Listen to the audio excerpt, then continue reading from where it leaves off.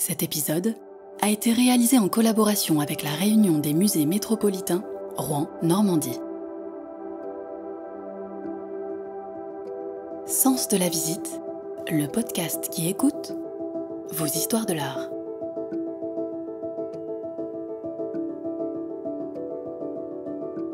Quand on parcourt les salles de musée, deux mentions écrites s'invitent souvent devant nos yeux. Sens de la visite, déjà.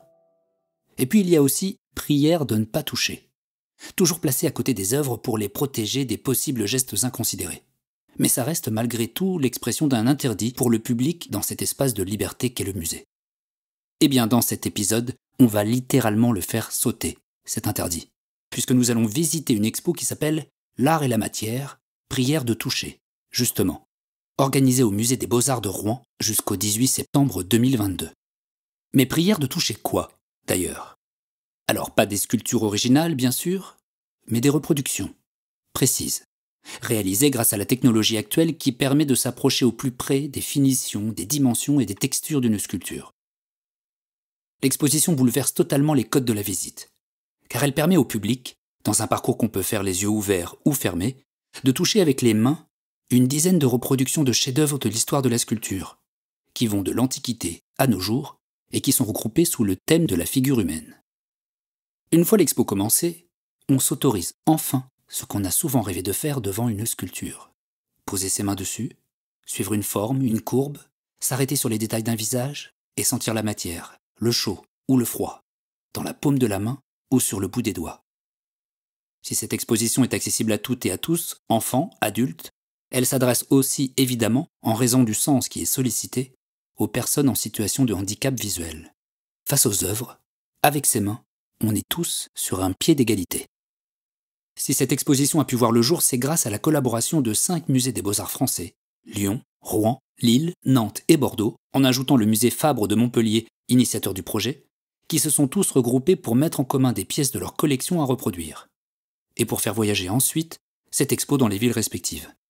C'est aussi une œuvre collective parce que dans tous ces musées, des associations de non et de malvoyants ont collaboré avec les équipes dans l'accueil des publics et la médiation. Alors maintenant que vous êtes prêts, que vous avez les yeux fermés, prière d'écouter la journée que nous avons passée au musée des Beaux-Arts de Rouen, au milieu de l'exposition Prière de toucher.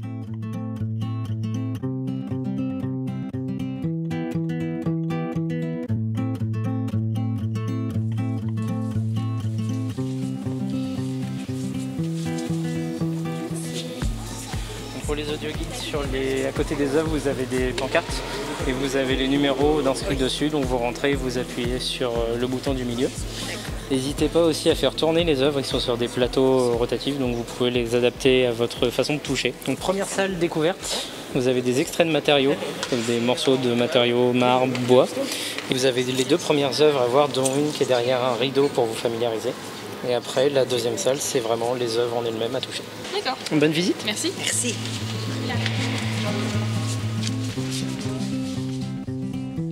C'est Frédéric Bigot, responsable du service développement des publics et commissaire de cette exposition qui nous accueille. Donc on a des rampes tactiles qui permettent de s'exercer un petit peu, de se dégourdir la pulpe des doigts à l'entrée de l'exposition. Je pense à ça parce qu'elle est devant nous, elle est là pour commencer à sensibiliser nos doigts, notre paume de main, le côté de la main aussi, parce que la main finalement elle a des terminaisons nerveuses qui sont différentes au bout des doigts, au centre de la main, sur le côté de la main, et on ne va pas forcément ressentir de la même manière. Donc cette rampe tactile, elle est là vraiment pour éveiller ce sens, le dégourdir, pour qu'ensuite on soit plus à même de mieux percevoir les différents volumes que l'on a dans la sculpture, d'autant qu'en plus là on fait l'exercice les yeux bandés, donc la vue n'est d'aucune utilité. Si on joue le jeu pleinement, c'est vraiment une découverte qui est purement tactile. Nous, on a fait l'expérience de l'exposition. Je pense que je vais garder des réflexes après avoir fait cette exposition au toucher, quand je vais pouvoir re-regarder avec les yeux des tableaux. C'est-à-dire que j'ai appris d'abord à toucher l'œuvre dans son ensemble, et puis après aller vers des détails. Et je me suis rendu compte que je pouvais l'appliquer évidemment avec le regard face à une œuvre picturale. Oui, c'est tout à fait vrai. Ça force finalement à avoir un rapport à l'œuvre qui est différent et à la découvrir dans sa globalité pour ensuite aller vers le détail et à être plus proche de l'œuvre, mieux la ressentir, mieux la découvrir. Et je pense effectivement qu'ensuite, ça peut moduler notre rapport permanent. Enfin, si on s'entraîne non pas à toucher les œuvres dans les musées, parce que là on est d'accord, on est sur des reproductions. Je précise quand même, on ne touche pas des œuvres, on ne touche que des reproductions. C'est des reproductions particulièrement fidèles, mais c'est vrai que ça va inciter à regarder les œuvres différemment pour s'attarder peut-être plus sur des détails. Généralement, les visiteurs de musées, ils passent 3-4 secondes devant une œuvre. Alors, savoir ralentir notre regard aussi, c'est vraiment important. Alors on va rentrer dans la salle d'exposition, la salle de reproduction et la salle de toucher. Il y a tout ça en même temps, en fait, dans cette salle. Il y a une dizaine de reproductions. Oui, alors c'est un choix qui a été fait de 10 reproductions qui retracent une petite histoire de la sculpture, puisqu'on part de moins 600 avant Jésus-Christ avec la reproduction d'une Corée athénienne jusqu'à une œuvre contemporaine en bois de Marta Pan qui date de l'extrême fin des années 1950. Donc on a une évolution de la sculpture. On a des œuvres qui sont, je dirais, très statiques, presque au démarrage, et au fur et à mesure, on a des œuvres de plus en plus mobiles, qui reproduisent le mouvement. Et le choix de ces œuvres a été fait donc par les différents musées qui participent à cette exposition itinérante, en prenant évidemment des œuvres de leur collection, mais qui avaient aussi la particularité d'être des œuvres donc d'un format que l'on pouvait, si je puis dire, embrasser assez facilement, avec aussi des œuvres qui n'étaient pas trop complexes en termes de volume. On avait fait le choix sur certaines œuvres en se disant de toute façon, celles-là, on devra à un moment ne pas les retenir parce qu'elles sont trop compliquées, parce qu'on va perdre le visiteur qui a les yeux bandés. Donc on est sur un choix entre l'intérêt de l'œuvre et qu'elle soit compréhensible par les visiteurs. Depuis qu'on parcourt l'exposition, et notamment depuis le début d'après-midi, parce qu'on est un mercredi, le mot qui me vient pour décrire l'atmosphère de cette salle, c'est euphorisant. Parce qu'il y a des échanges, parce que les gens viennent à deux, parce qu'ils se guident, parce qu'il y en a qui rigolent, parce qu'il y a des enfants qui passent. C'est une exposition qui renverse les codes. Dans les musées, on a des codes qui se sont imposés presque d'eux-mêmes et qui continuent à être véhiculés. Les gens n'osent pas parler. Évidemment, on n'a pas le droit de toucher. Ça, c'est presque un maître mot, si ce n'est le maître mot des musées. Et alors, ça se comprend pour des questions de conservation. Mais là, on renverse ces codes. C'est-à-dire que c'est une exposition ouverte à tous, où les gens viennent à plusieurs, où il y a un côté évidemment ludique, de plaisir.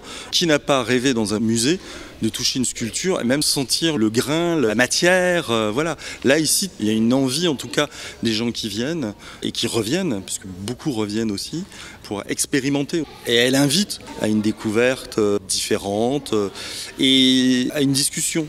C'est un lieu de rassemblement, le musée. C'est l'agora, c'est un forum. Le terme grec muséon, c'est la grande bibliothèque d'Alexandrie. Donc c'était des lieux où les gens débattaient, discutaient. Le musée doit être cela encore maintenant. Un lieu d'échange, de débat, de discussion. Je crois que les gens, quand ils la font en binôme ou en famille, voilà, les parents et les enfants peuvent le faire exactement au même titre. Les enfants sont probablement beaucoup plus habitués encore à utiliser le sens du toucher et sont probablement plus habiles que nous à percevoir les contours, les détails. Et c'est ça aussi qui fait la richesse de l'exposition. Chacun va les découvrir tel qu'il est avec ses propres sensations. Et nos collections permanentes intégreront aussi de plus en plus d'éléments autour d'une approche multisensorielle. Donc on essaye de faire en sorte que tous les sens soient finalement mobilisés autour de cette visite. Voilà, et c'est vers ce genre de choses que l'on ira maintenant plus régulièrement. L'exposition s'appelle L'art et la matière, prière de toucher. Toucher, c'est aussi un mot qui évoque les émotions, être touché. Le fait de fermer les yeux et d'avoir un rapport dans la durée avec la reproduction renvoie finalement à des souvenirs, à des émotions qu'on a éteints, ou en tout cas qui n'effleurent pas à notre mémoire régulièrement. Parce que ce sens du toucher, qui est le premier sens développé, pour ainsi dire, par les enfants dès leur naissance, jusqu'à environ 5-6 ans, il commence à se perdre et à s'estomper à peu près à cet âge-là, et mis en sommeil de manière durable vers 10-12 ans. Donc nous, adultes, c'est un sens qu'on utilise finalement très peu. Là, toucher les œuvres, ça éveille des émotions, ça éveille des souvenirs qui sont profondément enfouis. Et effectivement, oui, ça touche le cœur aussi, je pense, par moment pour certaines personnes. Et je pense que ça participe aussi au succès de l'exposition. D'ailleurs, les visiteurs avec lesquels on a pu commencer à discuter, voilà, ça leur rappelle des souvenirs. Bon, mauvais, ça, ils ne s'étendent pas forcément sur les choses, mais en tout cas, c'est évocateur. Et là, avec cette exposition, il y a comme un geste symbolique de la part du public qui s'approprie les œuvres, qui les prennent en main, quoi. C'est vraiment comme un symbole de s'approprier le musée. Oui, effectivement, le fait de leur donner la possibilité de toucher, c'est fort aussi. On donne les clés et on vous dit vous pouvez aller jusqu'au bout de votre rapport à l'œuvre. Et encore une fois, l'expo est faite pour tous et toutes, et personnes en situation de handicap qui par moment ne peuvent pas profiter des expositions au même titre que les autres.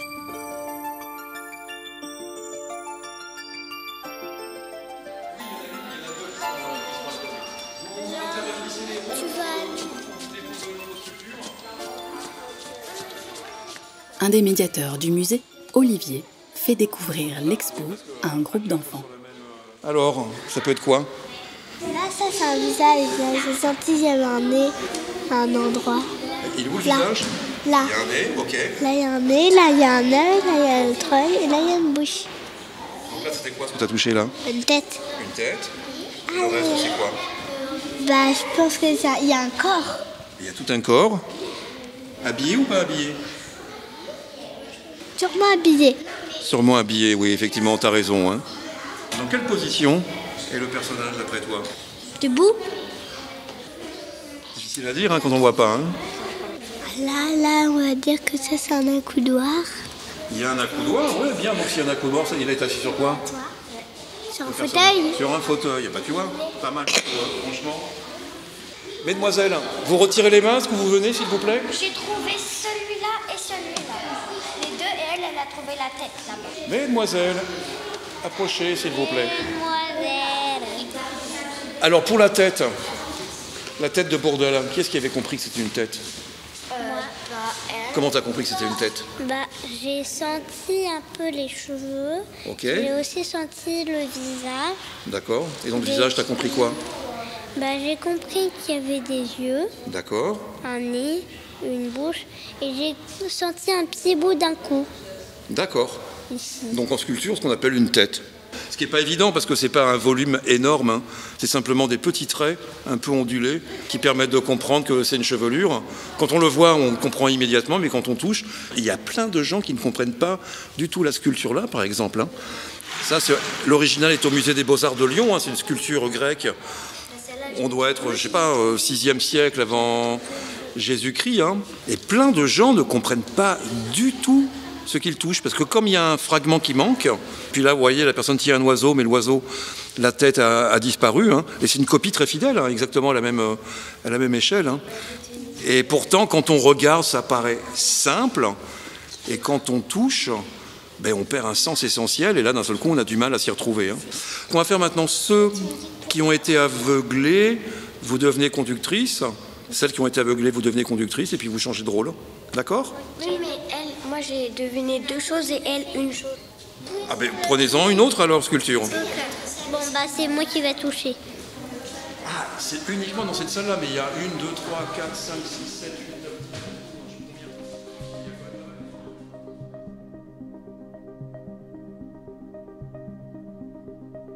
Je m'appelle Mokrane Ouyed, je suis retraité et je travaille bénévolement au sein des associations pour non et malvoyants. Monsieur Ouyed, en tant que non-voyant, a pu former les équipes de médiation du musée au guidage du public. Avec lui et Sybille, médiatrice, nous avons parcouru l'exposition au rythme de ses mains. Puis quand je vous tiens, j'ai toujours un pas de retard sur vous. Donc, je vous suis. Parce que déjà, vous-même, vous allez éviter ces obstacles. Là, j'ai un pas d'avance sur vous, Voilà. donc du coup, c'est Pour la des- distance de sécurité. Le pas d'avance que vous avez sur moi me permet d'avancer tout en sécurité. Là, on commence à rentrer dans le petit parcours de sculpture. Le cartel est ici, et puis l'œuvre, elle est là. Alors, bon, c'est une belle dame. Elle a un enfant dans ses bras. L'enfant, il a l'air de sucer son pouce. Apparemment, c'est ses cheveux directement, c'est même pas une coiffe. Elle penche la tête. Apparemment, elle doit regarder son fils. Tendrement. Oui, c'est ça. Oui, ça donne une émotion de douceur, voilà, une toge, c'est ça. Ouais, c'est ça. Voilà, donc je dirais que c'est Marie et Jésus. Mais seulement, il y a une chose que je trouve bizarre. Sa tête, Oui. par rapport à son corps, Oui. elle est toute petite. Oui, c'est vrai. Elle est très fine, elle est très menue. Oui, mais la tête est toute petite par rapport à l'ampleur de son corps, de son vêtement, tout ça. La tête de la dame, dans la proportion de la sculpture C'est ça. globale, elle ne représente pas grand-chose. C'est pas grand-chose, c'est ça. Alors qu'en fait, c'est ce qui doit être bien vu, parce que, surtout avec son regard tendre pour son fils, pour Jésus, même ses yeux, on les touche à peine. Elle a un nez très fin, elle n'a même pas de menton pratiquement. Vous m'avez montré des choses que j'aurais pas regardées de la même façon si vous n'aviez pas été là, dans la façon de décrire le visage, les proportions notamment aussi de la sculpture. De toute façon, ce que nous perdons, vous le gagnez, ce que nous gagnons, vous le perdez. C'est une bonne façon de résumer, oui. Alors, Vierge. Alors là, vous relisez le cartel. Ouais. Cartel en braille. Oui. Alors, c'est anonyme, Vierge et enfant, moulage en résine patinée, œuvre originale en ivoire d'éléphant, fin du XVe ou début du XVIe siècle. Et justement, parlons du braille. Où est-ce que vous avez appris? Écoutez, moi je suis d'origine algérienne. J'ai appris à l'école des Jeux aveugles en Algérie avec les sœurs, depuis l'âge de 9 ans. On peut s'en refaire une autre? Pas qu'on voulait. Elle est là. Alors là, il n'a pas de coiffe. Apparemment, c'est des cheveux directement. Ça, c'est du bon sang. Ah oui, le froid n'est pas tout à fait le même que la pierre. Là, il y a un côté presque glacial. Et puis ça sonne. Même au niveau du son. Sybille Sevolowski, je suis médiatrice culturelle chargée de projet au sein du musée des Beaux-Arts de la métropole de Rouen en Normandie.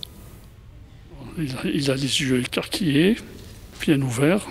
Il a la bouche ouverte. Apparemment, il est en train de faire un discours.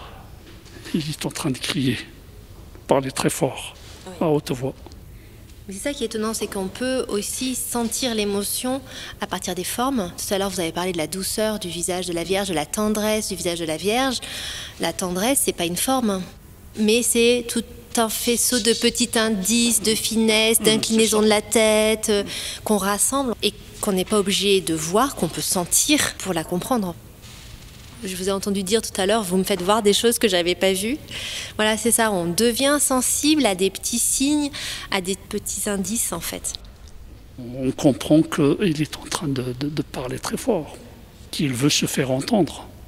En même temps, avec les yeux ouverts, c'est l'air de regarder au loin et doit s'adresser à une grande foule. Je pourrais l'entendre. Vous voyez, là aussi, du coup, je me figure une scène que je n'aurais, mais très vraisemblablement, pas du tout imaginé tout seul devant la sculpture. Et à la fois, c'est complètement juste parce que cette sculpture, c'est une allégorie de l'éloquence. Donc l'éloquence, c'est l'art de bien parler aux foules, de se faire entendre. Donc on est dans la justesse, en fait, de l'idée du sculpteur. On a regardé chaque sculpture, en fait, presque collées l'un à l'autre. Je prends plaisir à vous regarder, prendre plaisir à toucher les sculptures aussi. Quand on touche, on ne doit pas appuyer. Parce que quand on appuie, on ne sent plus rien. Ouais. Mais vraiment, il faut effleurer. Appuyez voir, appuyez. Déplacez votre main. Monsieur Ouyed, Monsieur Levasseur aussi qui était là, et puis une autre personne qui s'appelle Madame Olives, qui est aussi malvoyante. Ils nous ont vraiment montré qu'on pouvait toucher de plein de manières différentes. À pleine main, on a des informations. Du bout des doigts, on a d'autres. Avec une main, parfois c'est un peu déséquilibré, on a parfois besoin des deux mains pour mieux saisir, quitte après à ce qui est simplement un doigt qui expérimente quand c'est petit. Et en fait, toute la richesse du toucher et toute sa diversité, c'est quelque chose auquel on n'est pas du tout habitué. On a un sens atrophié, en fait, parce que la vue est trop prégnante et elle s'impose tellement à nous qu'elle nous empêche de voir certaines choses. Ça peut sembler un comble, mais à la fois, c'est une réalité quand on fait cette expérience. Et c'est une particularité de cette exposition. On invite le public à prendre le temps. Alors bien sûr, il y en a qui ne le prennent pas, soit parce qu'ils n'ont pas le temps, ça peut arriver, soit parce qu'ils n'en ont pas envie, soit parce qu'ils ne lâchent pas prise. Mais quand on s'arrête et qu'on prend le temps, il y a une espèce de monde nouveau qui s'ouvre avec plein de choses, du plaisir brut, des émotions, des souvenirs. Et c'est passionnant parce que pourquoi est-ce qu'on s'attache sur tel détail et pas sur tel autre?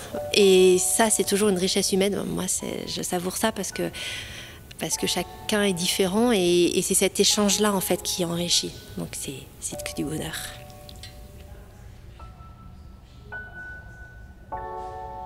Vas-y, tu es là. Devant toi. Ok. Oh, c'est quoi ça? C'est quoi? C'est un peu spécial, hein? C'est sur un pic. T'arrives à sentir la matière? C'est du bois. Ouais. Du bois super poli. Qu'est-ce que c'est que ça? Alors là, c'est un peu particulier parce que je pense pas que ça représente quelque chose de reconnaissable. Enfin, pas dans l'autre sens. C'est deux éléments indépendants en fait. Ils sont quand même collés. Posés l'un sur l'autre dans un équilibre fragile. C'est ce qui a marqué, hein. C'est pas moi qui invente, hein. Ouais. Dans le guide. Ok. En fait, celle qui a fait cette sculpture, elle s'appelle Martha Pan. Elle a une appétence pour le mouvement et la simplicité géométrique. Les formes naturelles souples et épurées, tu sens ça? Ah ouais, c'est très lisse, quoi. Une sculpture qui bouge naturellement. Qu'est-ce que ça représente? Tu veux regarder? Parce que je pense que c'est quand même très abstrait. Hein. Qu'est-ce que c'est? Ça me fait penser à un poisson. Ils sont juste posés l'un sur l'autre. Hein. Ouais. Classe. Je crois que justement, un peu l'intérêt de son travail, c'est de jouer sur le mouvement et sur les équilibres. Je crois que ça s'appelle Balance en deux, ça s'appelle. Sculpture mobile en 2 pièces. Ok. Bah, j'aurais pas du tout deviné. Mais celle-là, elle était...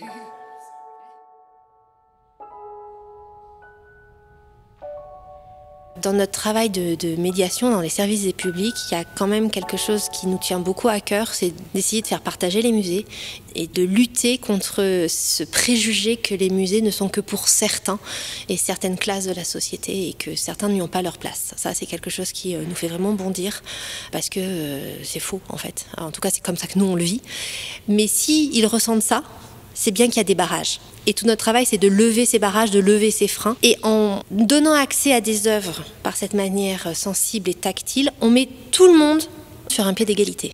Il n'y a pas ceux qui savent et ceux qui ne savent pas. Parce que toucher, on peut tous le faire. On peut tous prendre du temps, on peut tous dire ce qu'on ressent. Il n'y a pas de bonne et de mauvaise réponse. Il y a ce que l'on sent. Et ce que l'on sent est aussi valable pour une personne A que pour une personne B. Et nous, on espère...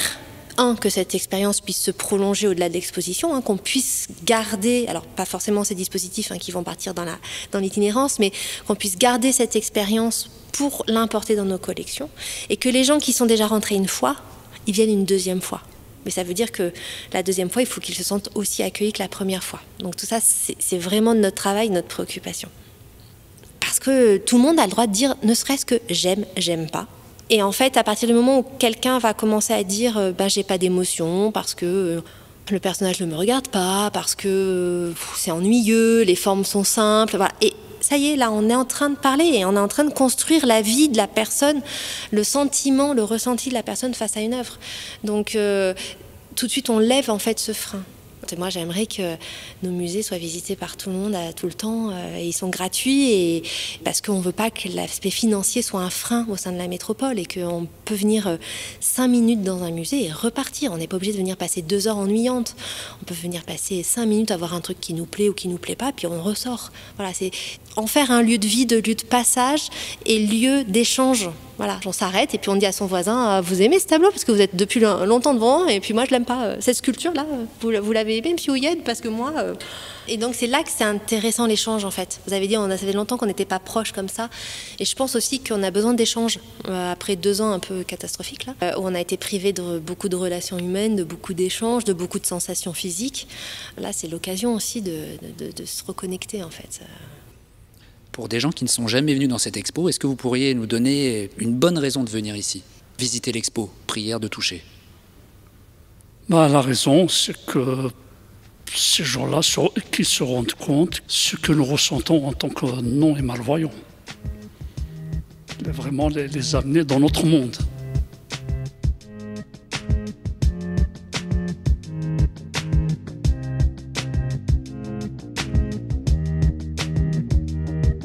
Un grand merci aux équipes pour leur accueil et à toutes les personnes que nous avons rencontrées et interviewées lors de cette journée.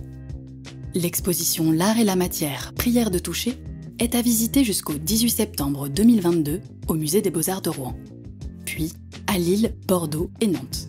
Vous avez donc jusqu'à fin août 2024 pour tenter de profiter de cette expérience sensorielle qui transforme le rapport aux œuvres et nous transporte dans nos souvenirs. D'ailleurs, comme le conseille M. Houyed dans l'épisode, lors de votre visite, effleurez, touchez du bout des doigts les sculptures ou avec la paume des mains pour ressentir un maximum de sensations et laisser place à vos émotions. Lors de votre visite à Rouen, profitez-en pour découvrir les 10 autres musées qui font partie de la réunion des musées métropolitains de Rouen. Ils sont gratuits et proposent une grande diversité de sujets. Pour ne pas rater le prochain épisode, abonnez-vous à votre plateforme d'écoute préférée et suivez-nous sur les réseaux sociaux Instagram, Facebook et Twitter. À très vite pour de nouvelles histoires de l'art.